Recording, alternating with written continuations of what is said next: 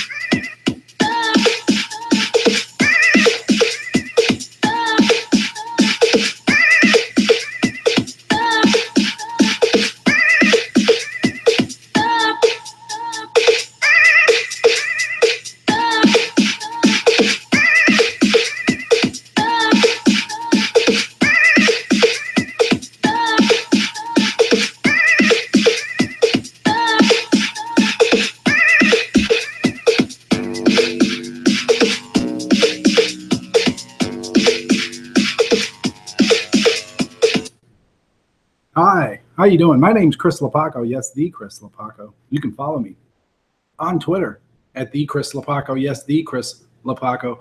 You can also go to patreon.com/Chris Lapakko experiment and pledge to donate $1 a month. You might win a Bernie Sanders action figure, like new, in the box, signed by me, unless you don't want it that way. Maybe I'll put it on a Post-it note or something, okay?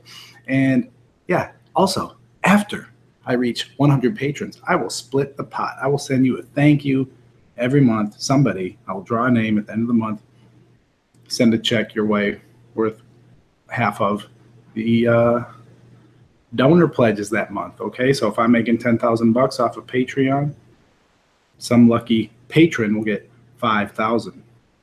I have someone coming on my show tonight who's a funny dude. He is a caller on the Majority Report. So if you guys, a lot of people come here from Majority Report. Maybe you don't watch that show. I suggest you do. It's a good political talk show with lots of comedy and really in-depth analysis on some good issues, okay? Some people have gotten at me saying, Chris, you're a shill for the Majority Report. There's worse things to be a shill for, I guess.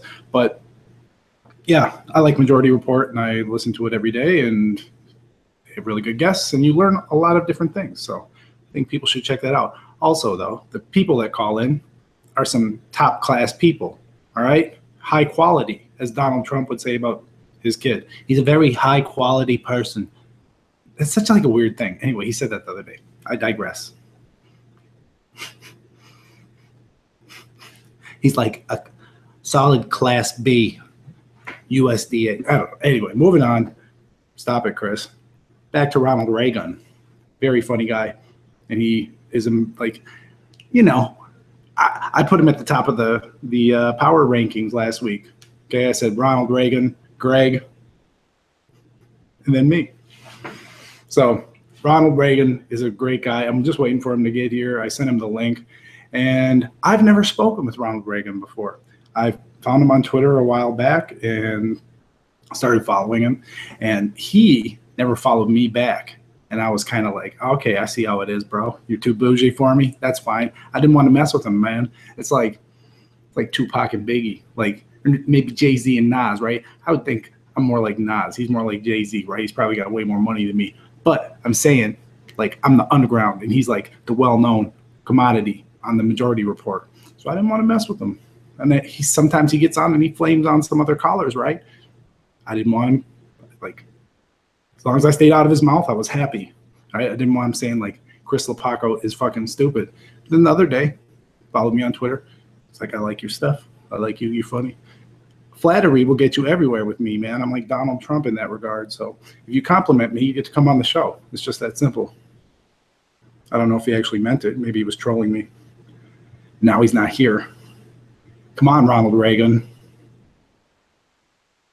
Also, I did a live stream earlier in the day where I said the PP tapes were real, and I just let the thing run, and I kept a loading symbol up there because today is the day where people protest for net neutrality. And I don't know, I'm on the record. I don't want to say it's like I'm a strong proponent for net neutrality, but I am. It's just not something I think about on a day-to-day basis like most people. And so you need to, like, wake people up and say, hey, this shit will happen. So I said the PB tapes are real, put that loading symbol up, and then just left it there. And I don't think people got it. That's fine. They still clicked on it. So anyway, and they're still clicking on it. But I updated the video description to say, call your representatives and tell them to support net neutrality. Because no matter who you are, right, left, center, whatever, we all watch porn, okay? And if the porn slows down, we're all going to get cucked. There's going to be no more cuck porn, okay? That's what Red states. Talking to you people out there. Well, we're waiting for Ronald Raygun to get here. I got some stories I want to cover real quick. Going to file this one under skateboarding is dangerous. Police officers and skateboarders clash at San Francisco's Dolores Park. I'll put a link in the description later. There's not one down there now. A renegade skateboarding event at a popular park in San Francisco's Mission District turned into a rowdy standoff with police Tuesday night, with unruly crowds throwing beer bottles and skateboards at officers in riot gear, authorities said. The confrontation began shortly after 7 p.m. when police were called to Dolores Park to aid an injured skateboarder with San Francisco police officer Grace Gat-Pandon. Roughly 300 onlookers had crowded the park to watch skateboarders who had taken control of a steep zoom down the hill. Basically, they were bombing down this hill going real fast. Cops are there with somebody else, and they're all parked like an L type shape. Anyway, skaters are zooming in between them, and one cop stepped in and shoulder bumped him into his squad car as he was going like, I don't know, 20 miles an hour or more, and sent him flying over the hood of his squad car and basically fucked him up really bad. People got pissed off, and then a riot basically broke out. Not even a riot broke out. Like a police officer got injured, and they showed up in riot gear because someone threw a beer bottle or something. Anyway, the cops started it basically, and then it's like, oh, a police officer got injured. Well, the cop injured somebody too, so let's not forget that. Anyway, moving on. Don't skateboard, I guess. And if you do skateboard, don't skateboard around cops. This is a women's health story, because I want the ladies out there to be safe. I see a lot of women out there on the social media posting photos of them in the bathtub, like of their knees though, like with the bubbles and their kneecaps poking out of it. Like it's relaxation time, trying to be like sexy, but nobody cares about your kneecaps. Anyway, this type of thing can happen when you're doing that. A 14-year-old Texas girl was killed while holding her cell phone in a bathtub. Madison Coe, a North Texas resident, was electrocuted when she either plugged her phone in or grabbed it while it was already charging, her grandmother told NBC affiliate. There was a burn mark on her hand, and that would have been where she grabbed her phone. So basically, she's in the phone or in the bathtub getting ready to mess around. Actually, whatever. She died. Let's go, Lapakko. Let's do this. Ronald Raygun. So there's your women's health segment for the day. Stop taking pictures of your kneecaps, or you will die. Let me unmute this stuff here.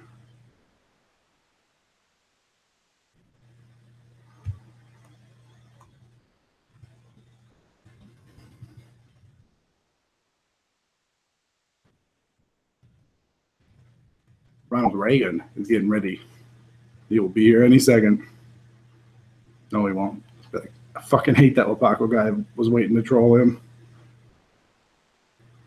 Cooper actually said that. Yeah, oh, Anderson Cooper called Sebastian Gorka a wonk on his show. Oh, I'm a bit of a wonk and so are you. Just Google Gorka's dissertation if you want to see how much of a wonk he truly is.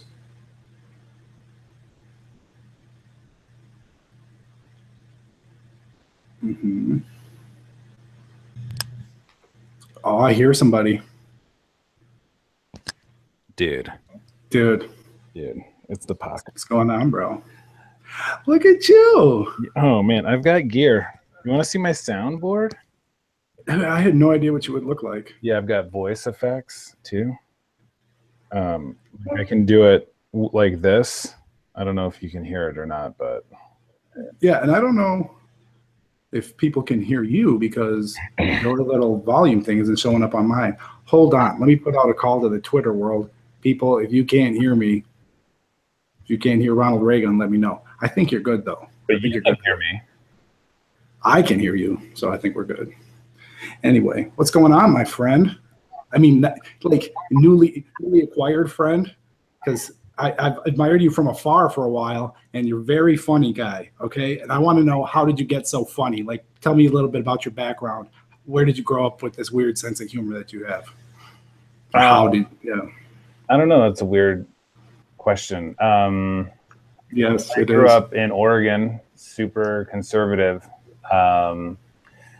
And I went on a Mormon mission. Did you know that about me? No, I didn't. You know about the Mormons, right? Yes. Did they ever Mormons. Yeah. Did they ever knock on your door and bug you? They tried, and I'm not very nice to people that I don't know, so I really gave it to them. Anyway. Well, that was me for 2 years. Okay. And then I came home from that and realized very shortly that that was not for me, the whole thing. Yeah. And then I went to law school and became a lawyer, and I don't know where the sense of humor came from, to be honest. Well, you know what, I would think, I don't know, the Mormon people, I played football in college, and my offensive lineman, or my offensive line coach, was a Mormon. Yeah. And they're just good natured people, and they always are like lighthearted. From all the Mormons that I met, they're all like really well-meaning, and they have a positive outlook on life. So I think, I don't know, they're always trying to crack jokes. At least the ones I know, they were always ready to crack a joke and have a good time and laugh about stuff. So what about you? I mean, what's your deal? Is this your full-time job, or do you have No, I run a small family business, so I'm a drug dealer. I do sell lots of meth. No, I sell big, wide format printers. And so that's like the side gig, and I'm not going to plug that. We'll just let that run its own course, okay? Mm-hmm. But and then I work for a restaurant in Northeast Minneapolis. I'm the head of their security, and I'm a carny, so I run their big ass Ferris wheel out front. That's fun. It's just a part-time gig, and it's cool. Why aren't you slinging printers on this show? I mean, there's a thing called synergy. I know, but I don't want. This is synergy. Yes, there's just there's reasons I don't want to do it. So anyway, the other thing. Okay, well, if you don't want to, that's fine. I have my reasons. We'll just put it that way. Anyway, I don't want Pepe the Frog people going at my mom. All right, because she's in this deal with me. There, now they're going to go after her. Watch out, Mom. Change your passwords. Okay. Shout out to your mom, by the way. Yes. Hi, Miss Lapakko. How many people? So how long have you been doing this show? Like just over 2 years. I started it a couple of years ago as like a demo reel. I went to, like I said, I played college football. And then when I got done with playing football, I just dropped out of school. I was like, fuck this. I didn't know what to do.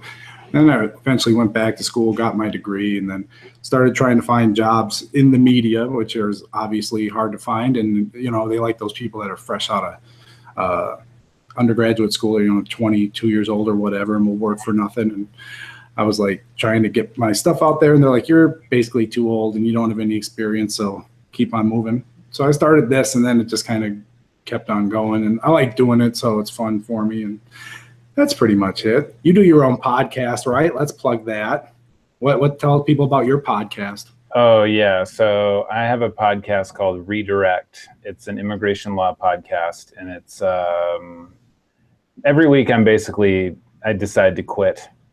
And so that's where I'm at with my podcast. But some people like it. I don't know. Yeah. It's pretty niche-y, right? I mean, it's, you know, we talk about immigration. We try to make it accessible. So if somebody doesn't know the ins and outs of the law, they can listen to it and get something from it. The one thing that's, I think, interesting about it is that even people who are sort of plugged in don't get like how messed up the immigration system is, especially right now. Like I have family members who will say things like, do you ever talk to people who like just don't have a way to get papers? And it's like, yeah, that's 95% of my job. Like, Yeah. people don't have ways to get papers. And so anyways, it's always surprising how little people understand about that. That I worked at the DMV, Department of Public Safety, up here for 4 years, and that was something I encountered a lot of, and it was really hectic when we were voting on voter ID, whether we wanted to have that in the Constitution up here. And so that was on the ballot one year, and everyone thought they had to have it that year.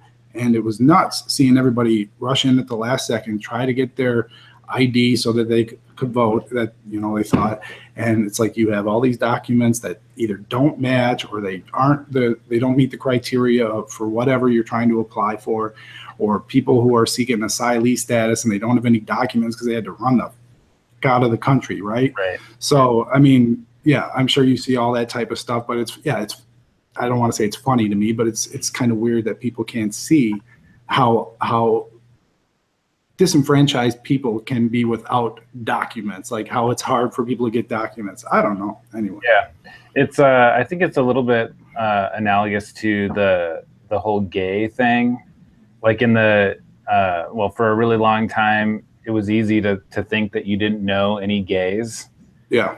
And so it was easy, therefore, to think that gays were like disgusting disease monsters. And and as more people came out and people started to realize, oh, actually, you know, the chef at my favorite restaurant is gay and the food isn't poisonous.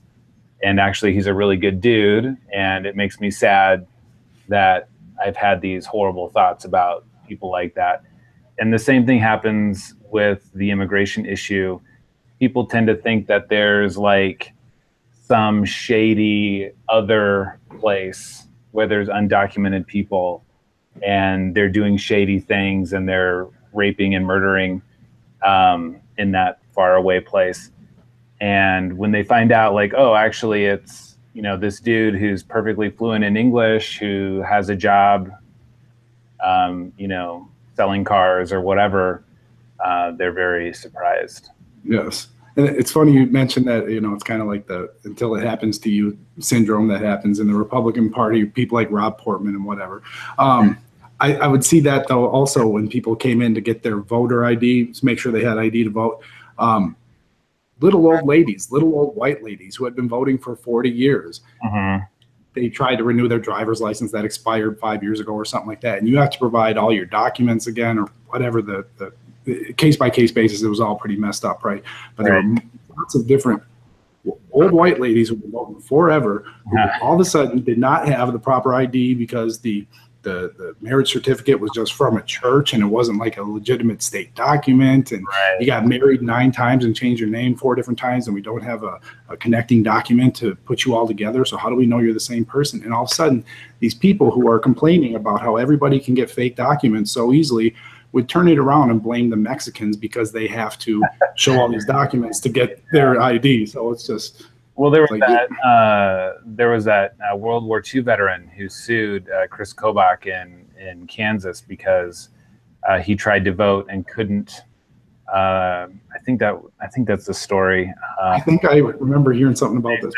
Yeah. So Ari Berman wrote a story about Chris Kobach in the New York Times recently, and that was one of the stories. This dude who like literally was murdering Nazis for our freedom and who's voted like 1 million times suddenly couldn't vote. And Chris Kobach went to court and said, well, you know, they say he fought in the war, but we still, even if he did, we don't know for sure that he was born here. And yeah, it's crazy, that whole movement to try and, that's a whole other issue, the voter suppression thing, but that's, they're kind of related if you think about it. Yeah, well, and then, you know, I heard forever that there were 30 to 40 million illegal immigrants in this country, and, you know, as a scare tactic. And now I don't see them going back to that number as much because that would, I don't know, you'd have to acknowledge that all of those people left the country at some point now because we have 11 to 12 million now that Trump's in office. Anyway, there's all sorts of bullshit. Trump does this cool thing with inflating numbers where he'll say, they say unemployment's at 4%. I think it's closer to 10%, maybe 12%, could be as high as 40%. I don't know, 50%. And nobody's got a job. Nobody's got a job. All of a sudden we're at 50%. And he does the same thing with, you know, with the number of undocumented immigrants. You know, oh, well, some say it's 11 or 12 million. I think it's probably closer to 20. It could be as many as 40 or 50. Yeah. A billion. We don't know. Maybe it's a billion people. All right. So let me ask you about, this is something that's bugged me for a while. And hold on. I want to just be like fancy here for a second. Get ready. Be fancy. I'm just switching. Oh, yeah. Okay. Back to me now because I'm important. Yeah.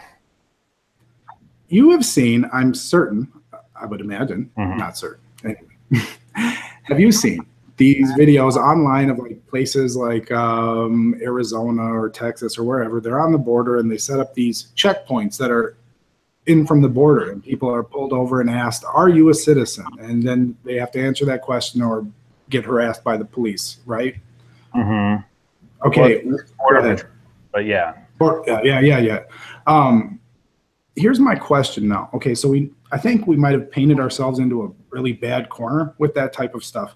So when they pull you over, they say, are you a citizen? And then if you don't say yes or no, if you just, you know, remain silent, then they'll have you pull into secondary and have dogs sniff your car and do all sorts of other bad stuff, right? Right. Okay, stay with me here. All right, I'm sure you can do it. Now we got sanctuary cities under attack by President Trump, and I hate saying that, excuse me, by Trump.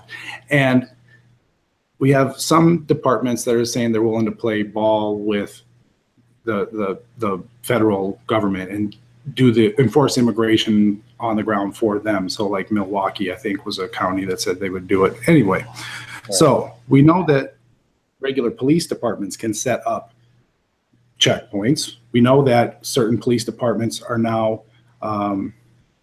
working with federal immigration to enforce immigration law, right?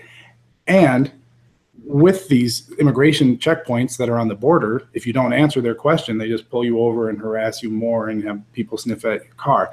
Are we in a place where legally, like right now in Milwaukee, they could pull you over and say, are you a citizen? And if you don't answer, then all of a sudden you're getting sniffed by a sheriff's department or whatever. Not even like the border patrol. You know what I'm saying? Right. That's an interesting question. I think that's there's obviously some probably gray area, and that sounds like something the ACLU would get involved in. And, you know, where exactly is the line as far as, you know, local or state officers enforcing federal law? You know, the way that, and this stuff has been going on for a long time, and they sort of know the end around. So it's not usually like, hey, I pulled you over. Are you an illegal? Oh, you won't answer. Now we're going to harass you. They have, you know, creative ways of getting around that. So one thing I've seen in like Eastern Washington or up into Montana, or, you know, close to the northern border, we had a client who was hunting. He had a hunting license, and they were out, you know, around a campfire, and a sheriff showed up. And they didn't speak English, so the sheriff called an interpreter who was his buddy who worked for immigration. So immigration shows up and starts asking questions, and now they're faced with, you know, alien in possession of a firearm charges.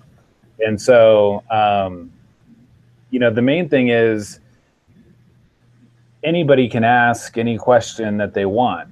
You know, so a cop could ask you if you have papers, and ICE or Customs or Border Patrol could ask you that too. And unfortunately, enough people give them the answers they need to continue that process voluntarily that it makes those types of efforts worthwhile from their perspective. So in other words, enough people say, no, Where were you born? Mexico. Do you have papers? No. Okay, well, you basically, in a typical removal case, the government bears the burden of establishing alienage and removability or inadmissibility. And unfortunately, in the majority of cases, the alien or the immigrant basically does that work for the government in the very beginning. They concede that they're from wherever and that they don't have papers, and now the case is sort of open and closed. Yeah. But I live in a really conservative area, and the police, and right now there's a debate over the city council is debating whether or not they should pass an ordinance making it so that the police can't enforce federal law. And the police chief has basically already said, like, we're not doing that anyways. Like, we have no interest in doing that. So you can pass the thing saying we can't, or you can pass the thing saying we can, and it won't matter. We're not going to do that because it opens them up to all types of liabilities. And there's issues with all over the country, places that have detained, U.S. citizens or detained people for a really long time on behalf of ICE. Yeah. And then when they get sued, this ICE will say, well, no, that was the city. Like, they were just doing that on their own volition. They were just helping us out, but we had nothing to do with it. Yeah. ICE, the federal government will always pass the buck back to the city or the locality, the local government. So yeah, and I guess maybe that's kind of where I was going with that other question about on traffic stops, if they just pull you over and start harassing you about your citizenship. They can hold you for a reasonable amount of time. Am I correct? Like, that's one of the, if they don't actually suspect you of a crime, they can detain you for a reasonable amount of time for whatever they need to do for the purposes of that investigation, right? Right. But if they wanted to, like, hold you for someone else, like, I don't know what is a reasonable amount of time. If they're like, well, we're going to have Border Patrol come look at you here real quick. So right. That's a good question. I mean, usually what I've seen is that they use the interpreter trick. I mean, they do that all the time. Like, oh, this guy doesn't speak English. I got to call somebody who does, and it's my buddy at ICE or at CBP. And so, and that, I guess, would be considered reasonable if it's like a traffic stop and they're being accused of, like, drifting over the line by 3 centimeters or something. Yeah. And so, and that's where an organization like the ACLU is important, because they can go into a locality and do studies on things like, because, I've got a brother-in-law who's a police officer, and he's told me, you follow somebody for less than a mile, you'll find a reason why you can pull them over. Oh, they went over a solid line, or they didn't use a blinker or whatever. Mm-hmm. So they can get into localities that are accused of discriminatory practices, like, hey, only brown people are getting pulled over, and they can do studies and bring lawsuits. And so important to support those types of organizations that do that work. Let me do a PSA here for the people out there. That's another thing I learned while I was working at the DMV, is the types of tricks that police officers do, like you were talking about, the little end arounds, So in Minnesota, we'll just say this: you got to use your the things that they would pull people over for were not using your signal within 100 feet of making a turn, incomplete stops, improper, and you can't pull somebody over for this, but you would get tickets for it. Improper address on your ID. White kids never got that one. Tint on the windows. So, I mean, there's like all different types of ways that they will pull people over, target certain populations, get them sucked into the DMV black hole, and then all of a sudden they're driving illegally. They can't get a driver's license. They can't get ID. It's just a fucking shit show. So. Well, they call that, they call those survival crimes, because what will happen is your license will get suspended. Like, first of all, you're working some shit job, right? You're making $9 an hour and you're working your ass off, and you get a couple tickets, you can't pay them. Now your license is suspended. Well, you got to work to pay the fines. You got to drive to get to work. And so these people are put in a position where they have to choose. And unfortunately, where a lot of the encounters with immigration happens, it's not in these arbitrary stops. It's you know, hey, your license is suspended. I'm arresting you. And now what ICE does is they hang out at the local jails and they go around and they ask everybody what their legal status is. And so if you're in jail on a suspended license and you've got court tomorrow and you're going to get out, it's no big deal. But ICE comes around and they find out you don't have papers. Then they place what's called a detainer or a hold on you. Basically what they do is they tell the jail, don't let this guy out because we're going to come pick him up and we're going to deport him. So that's how they do most of their work. What? There we go. No, hold on. What has been the biggest change in your world since Trump got into office? What have you seen like the biggest one biggest thing? Yeah, so a lot of people will point out that Obama was not great on immigration, which is true. That's why I voted for the candidate with the green energy, New Deal, whatever the thing. Exactly. Anyway, go ahead. Sorry. But he did, you know, you have to think of his presidency as a sort of a journey, and he did get to a place in the last 3 or 4 years where if you'd been here for a number of years and you had a pretty clean record and maybe you had some kids or whatever, we had the confidence in telling those people that like nothing's going to happen to you. Even if you have an encounter with ICE, they might run a background check and they're going to say, okay, just go live your life. And that's now turned upside down. So you can't give assurances anymore, even to people with like squeaky clean records, people who've been here for 20 or 30 years. Those people are now being picked up, placed in removal proceedings.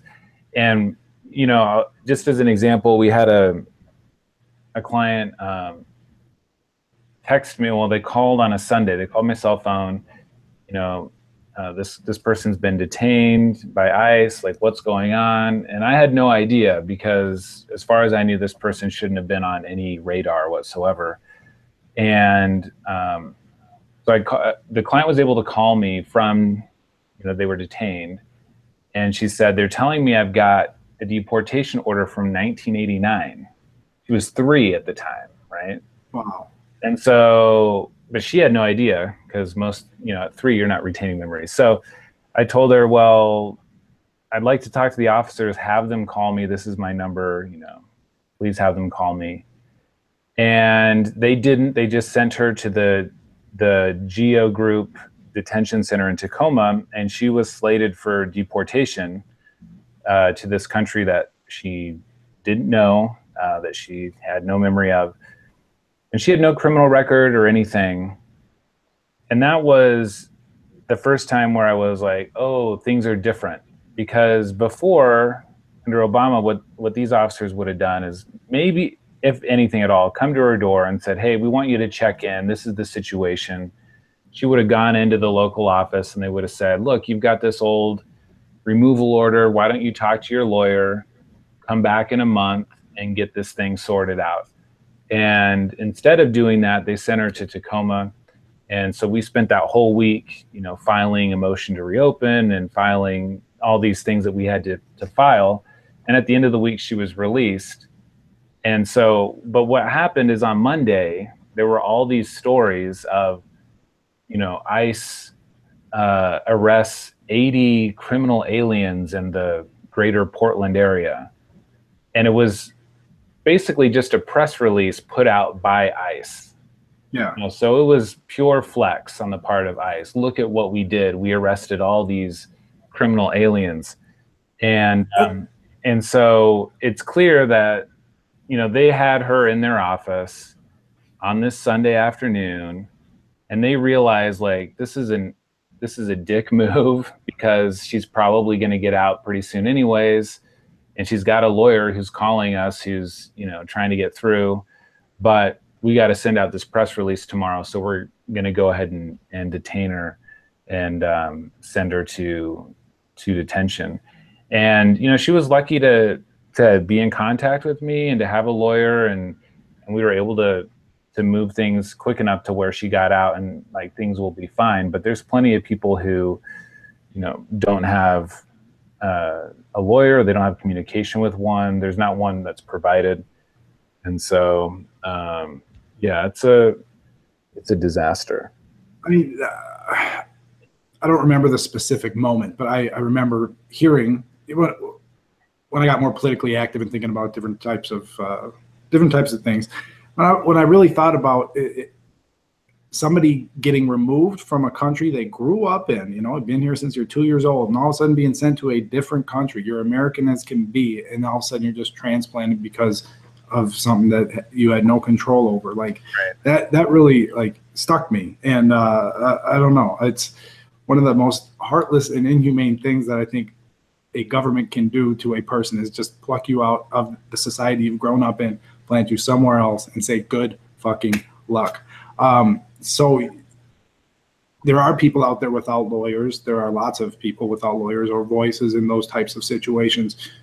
You think there are a good percentage or a fair amount of people that are actually being deported like that, who are, you know, native English speakers? Maybe you don't have any sort of connection to the culture or the people down there. They don't have any family and they're just being sent away. Do you think that's happening a lot? Yeah, I mean, there was a guy in Portland who was brought here from Korea as a baby and adopted. And he was raised here. Now, his adoption family didn't fill out all the proper paperwork for him to become a U.S. citizen. And in his youth, I guess he got into some trouble. He committed some crimes, but he basically straightened his life out when ICE came around and they decided to put him in removal proceedings. And he was recently deported. I think he was detained for over a year fighting his removal case. And he was deported to Korea, and he doesn't speak any Korean. Like, he wasn't raised in a Korean family where he might pick. I mean, so yeah, that stuff happens. You know, not always that dramatically, but even They're like, you know karate, right? You'll be okay. All right, you're out of here. Yeah. So even for a lot of the kids who were brought here from Mexico, you know, they might not even find out they don't have papers till, this is a really common theme that we see, you know, they're 18, they're in high school, and they decide they want to go to college, and they talk to like a college counselor, and they say, okay, well, what's your social? We can fill out this FAFSA form. And they go home and ask their parents, and that's when, for the first time, they realize, like, you know, they're told, well, you don't have that, and now, you know, you can't study or whatever. And even for you and I, like, we grew up with the idea that we were born here, but as far as we know, that could be a fiction, you know. Like, what if we were born in some other weird place? Not weird, but some different place that's weird to us, maybe, or different. And to think that you could be, you know, that's such a violent act of aggression to pull somebody up and to physically put them in some other place. So yeah, it's brutal. Yeah, it is. Hey, before we go here, yeah, dude, I have a little bone to pick with you. Okay. You made some comments about Steve Scalise a couple of weeks ago on the Majority Report. What was your hot take that you had about Steve Scalise? Okay, so this is my hot take about Steve Scalise. Yeah. Notorious racist.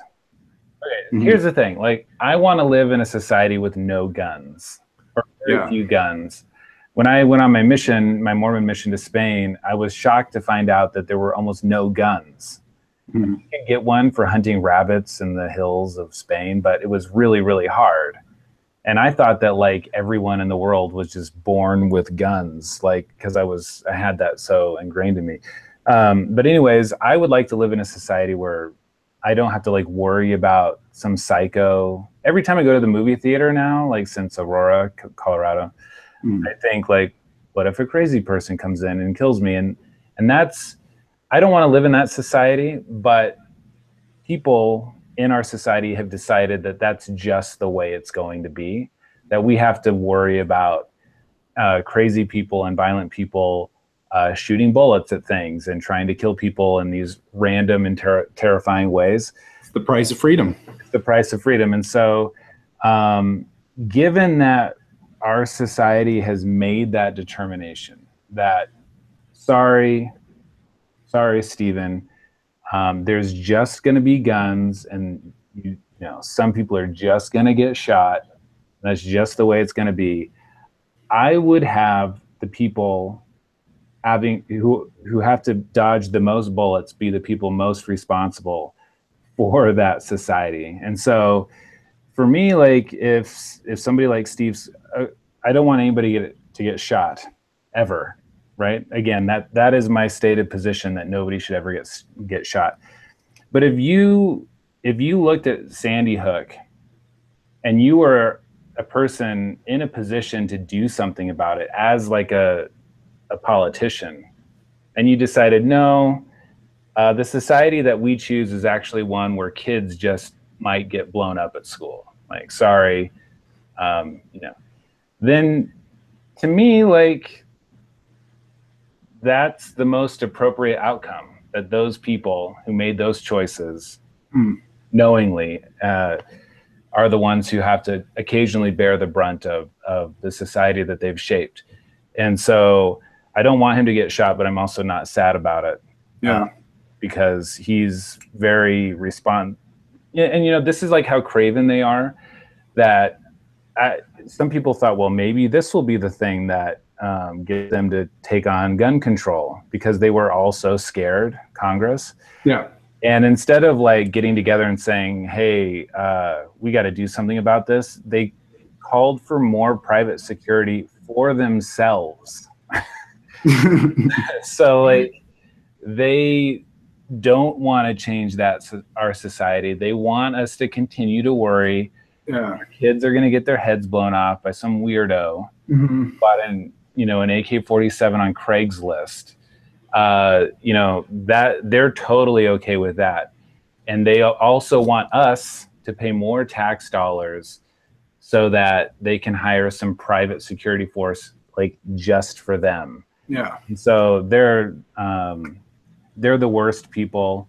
I think that guy who did it was terrible. He should have never been allowed to buy a gun in the first place. He was a domestic abuser and a terrible human being. Yeah. And it's sad that anybody would ever have that inclination to do that. And it's sad that we live in a country that's decided that people like you and I just have to wake up every day and wonder if, you know, today's the day you cut somebody off and they shoot you, or you know, somebody who's off their meds decides to shoot up this, you know, the city or whatever. So anyways, yeah, well, that clarifies things for me a little bit. The only thing that I worry about sometimes is that, you know, the rhetoric gets a little carried away, and I'm guilty of it too sometimes, but, you know, it gets interpreted like sometimes liberals, especially like this right wingers, man, they're coming after us like we're all revolutionary, like hardcore black bloc motherfuckers. Anyway, well, here's the other thing. Like, would you be sad if, like, the CEO of Philip Morris got lung cancer? No, but here's the point. Okay, now, if he had been shot, he was shot. If he had been assassinated, and they might have canceled the baseball game, and nobody wants that. So I just. Right. Anyway, I know. I just had. Well, sorry. Yeah. It was a real tragedy the way that he came out. He came out of the hospital and he pulled through there at the end. You know, that nobody saw that coming, and really, I think that was, for me, the most tragic part of all. Yeah. Well, there's always next year. So, well, Mr. Raygun, and I'm kidding. I hope nobody ever gets shot or killed. Yes, I also would like to live in a world with no guns. But if someone has to pay the price of freedom, then I hope it's someone who hopes that I die. You know what? He wants me to die. He wants me to lose my health care. Then, you know, right. The price of freedom. And Republicans are willing to name an immigration bill after one person who was killed. You know. Oh my God, dude! I'm so sick of that. It's this very dramatic thing, and yet, you know, if dozens of children are, you know, shredded by bullets, we're told that we can't politicize that. That's not to be politicized. Well, to be fair, it's hard to name a law after all of those people. You know what I'm saying? When it's just one person getting killed by an illegal alien, it's a lot easier. True. It would have had to be Billy, Johnny. Yeah, 26 kids at Newtown or whatever. Yeah. We don't have time to memorize that, so you're right. Ronald Raygun, thank you for coming on the show, man. Lots of good stuff there. I like you. You're funny. You too. All right, buddy. Later. Bye.